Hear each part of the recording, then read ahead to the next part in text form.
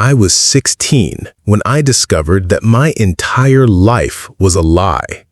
It started on an ordinary Tuesday evening, the kind of evening where the sun kisses the skyline and everything feels too still, too quiet, as if the world is holding its breath.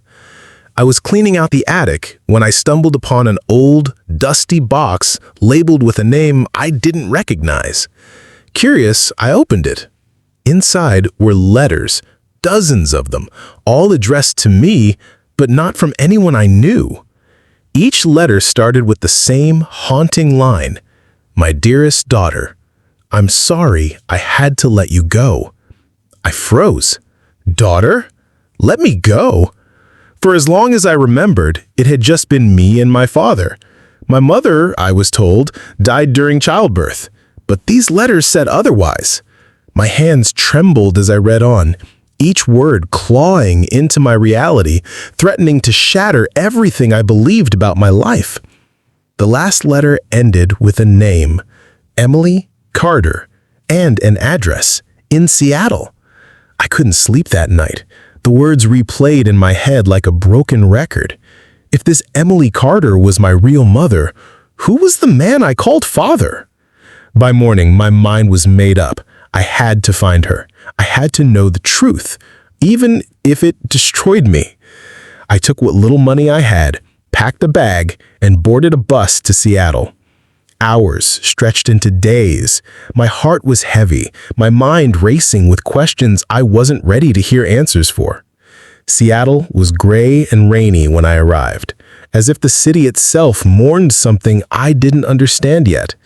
The address led me to a quaint little house, its garden overgrown, the paint chipped.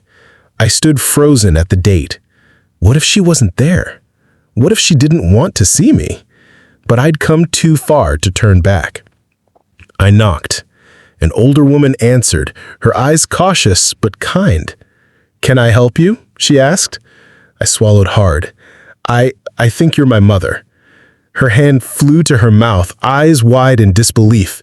She stared at me for what felt like eternity before pulling me inside. We sat in her small living room, both unsure where to begin. Eventually, she spoke. "I never wanted to give you up," she whispered, tears brimming in her eyes. "They told me you died the day you were born. I mourned you for years." My breath caught. "Then who raised me?" Her expression darkened. "What was his name?" "David Miller," I replied. She went pale. "That was your father's best friend, but he blamed me for your father's death. They were drunk, driving.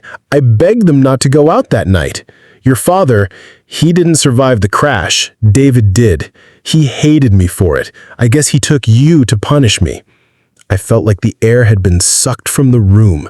The man I called father had stolen me out of vengeance. I was shaking. "Why didn't you ever look for me?" She cried. "I tried. I went to the police, but there was no trace. He'd moved, changed names, everything. I was told I was crazy, that I'd imagined having a daughter. I never stopped looking, but I lost hope." I felt a storm inside me.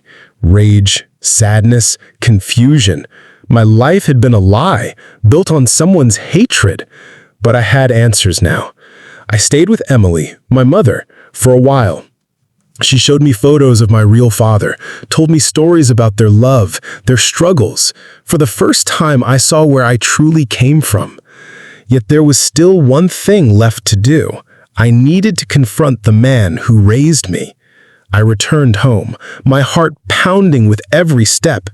He was sitting in his chair, watching TV like any other day. When he saw me, his eyes narrowed. "Where have you been?" I said. "I know the truth. You stole me from my mother." His face fell, a flicker of guilt, quickly replaced by anger. "She didn't deserve you," he spat. "She killed your father." "No, you both were drunk. She begged you to stay home. You killed him, and you punished her and me for your guilt." He stood up, shouting, but I didn't flinch. Not this time. I wasn't the scared little girl anymore. "I'm leaving, for good, and I'll make sure the police know everything." He went silent then, the weight of his crimes crushing him. I turned and walked out, each step freeing me from the shackles of his lies.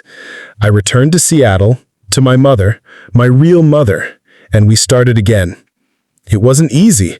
There were scars that couldn't heal overnight. But for the first time, I belonged somewhere. I learned that sometimes the truth is buried deep, under years of pain, betrayal, and lies. But it's always worth digging up, because only then can you truly begin to live. I had only myself to rely on when it started, but by seeking the truth, I found more than answers. I found family, and I found myself.